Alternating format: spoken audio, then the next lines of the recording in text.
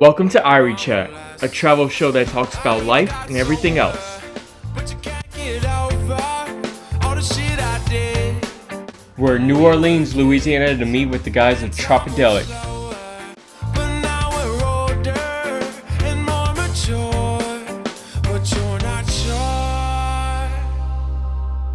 The band is performing in the House of Blues. We thought we'd chat with them there in the Foundation Room over some food and drinks before their show.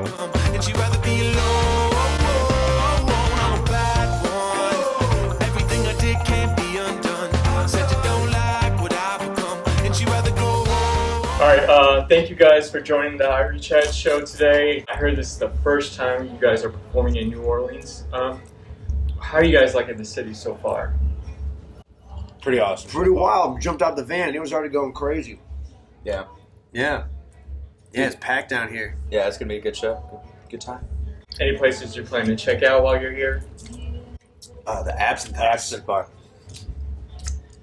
There's a Halloween parade going on tonight too, so Okay. it'll be pretty cool to catch some of that. Oh, well, I know you all perform pretty much all over the country. Is there anywhere outside the U.S. that you all would all like to perform at? Japan. Tokyo. Japan. That's the one. I'll do a South America sometime too. South America? Australia would be pretty sweet. Oh, yeah. So, Derek, I heard that Trish is corn, bro. sometimes you resemble Eazy-E from NWA and Billy from Stranger Things. Yeah. So, where did that come from? Okay, so right now, Eazy-E. Right now, Billy from Stranger Things. Grabbed it. So, which do you think you resemble more?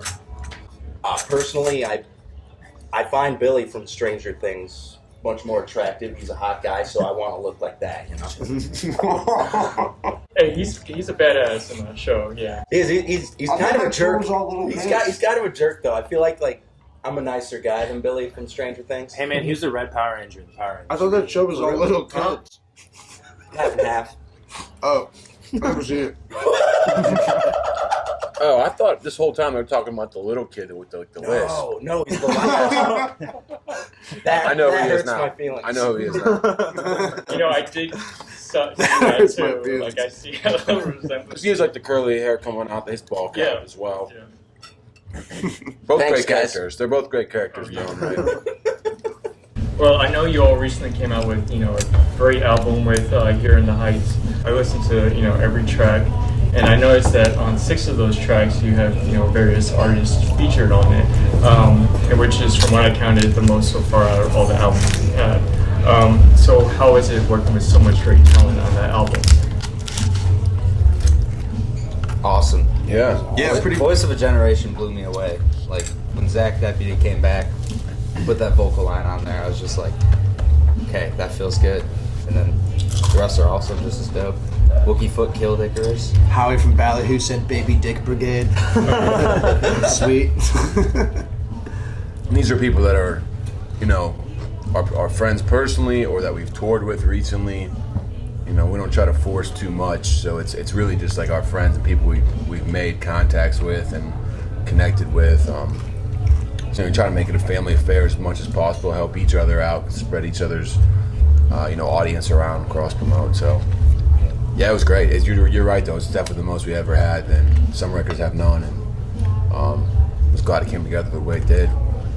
So, James, I understand before you joined Tropidelic in 2013, you were part of Glow Pop Jiggly Jams. Sure was, yeah. We used to open for Trop all the time, actually. So, what's the story behind you joining from them to Tropidelic? We were a wild bunch, and we were all pretty much out of high school and opening for Tropidelic. And then Rhodes called me one day, asked if I played the trombone. I said no. And he asked me if I wanted to learn. So then gave me a trombone, and here we are, I suppose. Derek came back and got right to it. One thing a lot of people don't realize too is that, he's become an integral vocalist in the group. But in the early days, it wasn't so much. I mean, we kind of just slowly, a rap verse came, and then a couple more, and then all of a sudden he's doing almost all the songs. Used to play the congas. Yeah. Yeah. Briefly. Right. Well, I know you guys meet a lot of random, interesting people on tour. So, who are some of the most interesting people you've met so far? Remember one time we met the guitarist of Whitesnake? In a parking lot at a Planet Fitness. And there was a guy in like 8-inch platform boots working out in a Planet Fitness. And he came out and he said like all these really inspirational things, like wispy, bleached blonde hair, probably 60 years old. And we posted a picture of him, and then one of our buddies' brothers actually played bass for Whitesnake, and was like, that guy has had nothing to do with Whitesnake ever. So we really want to know what this guy's story was, but he was a good time.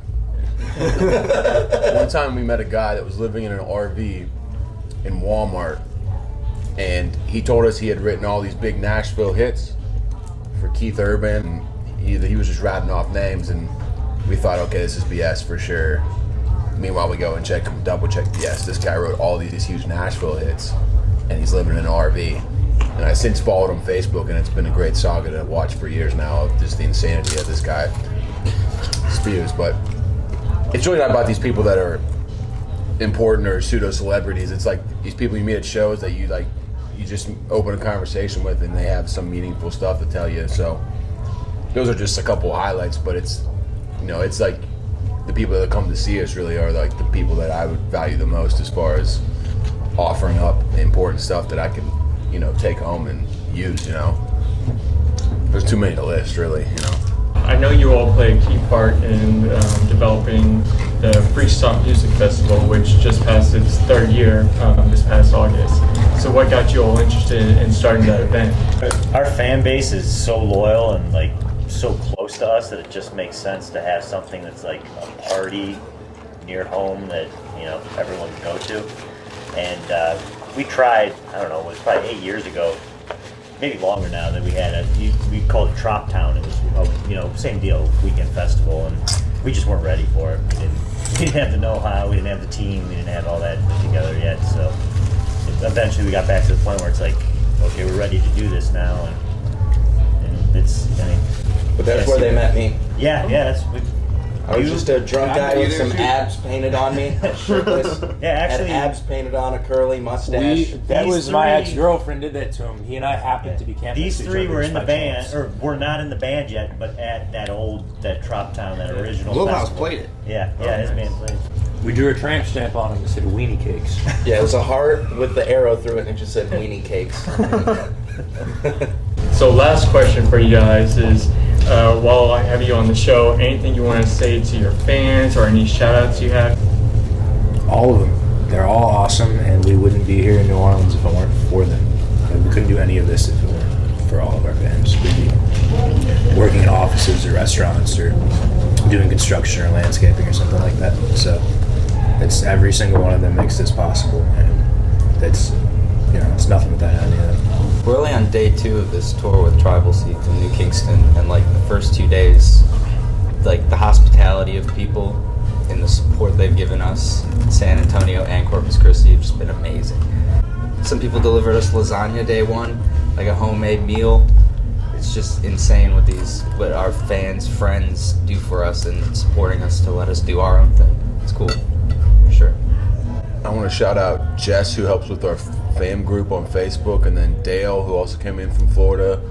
We had a bunch of people come in from Florida to help us out tonight, so we appreciate everybody, for sure. Make sure you join Tropaholics on Facebook. It's our fam group.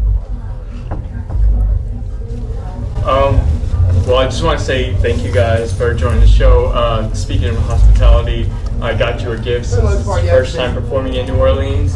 I got you a gift basket. I got to thank Jeremy Marks, your manager, for some influences. I got you some Zapp's chips, Greenlands. Nice.